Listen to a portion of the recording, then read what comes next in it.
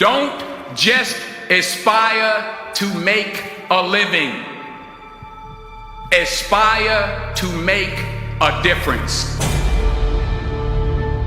Anything you want good, you can have.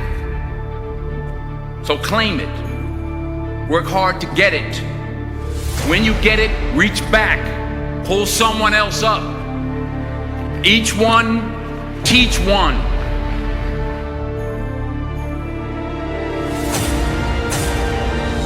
Just because you're doing a lot more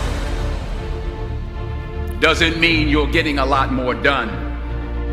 Don't confuse movement with progress. You don't start because of what you don't have. You don't start because you don't realize yet that the fruit of everything good in life begins with a challenge. There's nothing easy in life, worthwhile in life. Everything is uphill that's worthwhile. And it's not going to come to you, and it's not going to fall in your lap, and it's not going to be something that, oh my gosh, it just was so simple. It's always going to be difficult. The only way you're ever going to get to the other side of this journey is you have got to suffer to grow. To grow, you must suffer. Most of this generation quits the second they get talked to. You did this wrong, or they get yelled at. It's so easy to be great nowadays because everybody else is, most people are weak. This is a softened generation. So if you have any mental toughness, any ability, you have any fraction of self-discipline, the ability to not want to do it but still do it. People have a hard thing understand. I hate to run. And what makes me so crazy, it doesn't anymore, is people go, well, why do you run if you hate it? What are you talking about? I don't want to take showers and eat either. I hate that too. That's life, man. It wasn't until I changed that mentality that I became somebody. What do you do on the days when you're just not feeling it? Those days. Those days when I'm tired or worn out or just basically sick of the grind. Well, what do I do on those days? I go anyways.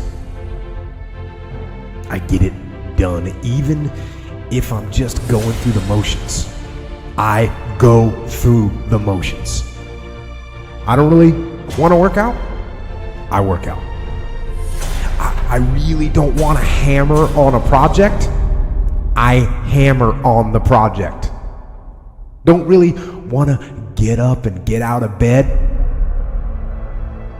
Yeah, I get up and get out of bed. But if you can get through to doing things that you hate to do, on the other side is greatness. So have dreams, but have goals. Life goals, yearly goals, monthly goals, daily goals. And understand that to achieve these goals, you must apply discipline and consistency. In order to achieve your goals, you must apply discipline and consistency every day, not just on Tuesday and miss a few days. You have to work at it every day. You have to plan every day. You've heard the saying, we don't plan to fail, we fail to plan. Hard work works. Working really hard is what successful people do.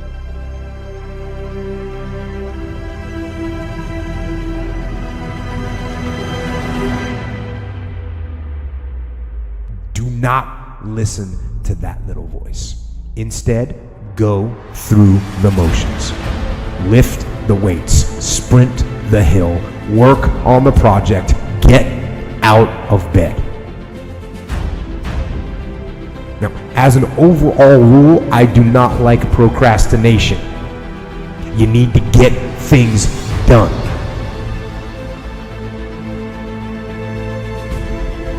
Growth is the only guarantee that tomorrow is going to get better. The first question is very simple. What are you doing to develop yourself?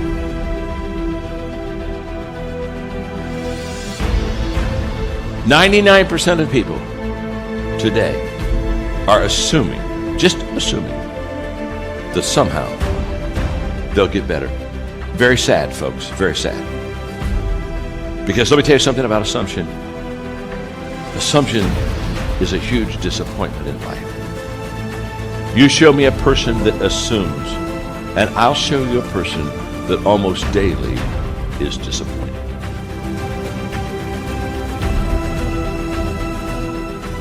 For me to fix this, I gotta read what the hell is wrong with David Goggins. Not blame anybody. Read my book and say, okay, I'm afraid of my shadow. How can I overcome that? Go in the military, get your ass kicked, do things you hate to do. Be uncomfortable every day of your life. Roger that.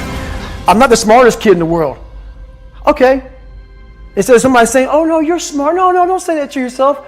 I said to myself, no, I'm a dumb motherfucker. Okay, roger that. How you get smarter? Educate yourself. So the things that we run from the truth. We're running from the truth, man. So the only way I became successful was going towards the truth. As painful and as brutal as it is, it changed me. It allowed me to become, in my own right, who I am today. Tighten up, people. It's okay. Trust me. It's okay. You might be called nigger one day. It's okay. You might be called some Jewish word or some faggot or gay word. It's okay. Let them call you that. What are you going to do now? They don't own your life. How are you going to control that now?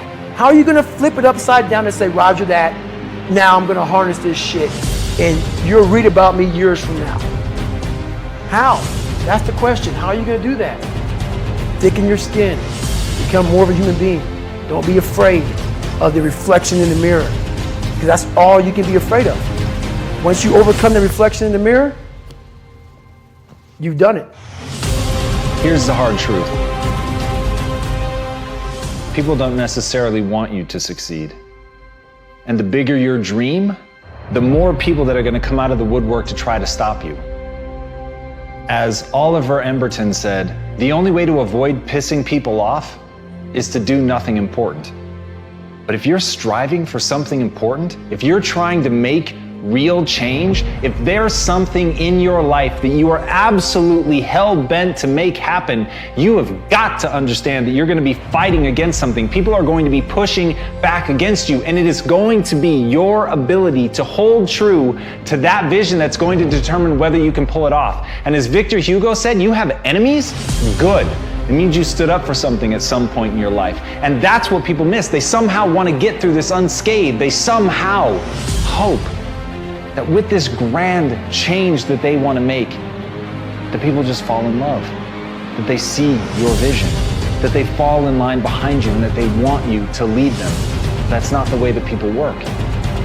Having a vision already puts you in an incredibly rare group of people. Being able to see something that other people can't see, that is the role of a visionary, is literally to interpret the world that other people don't even know exists and bring it into fruition and get people excited about it, get them to fall in line. But understand, when you build an army, you will have an opposing force.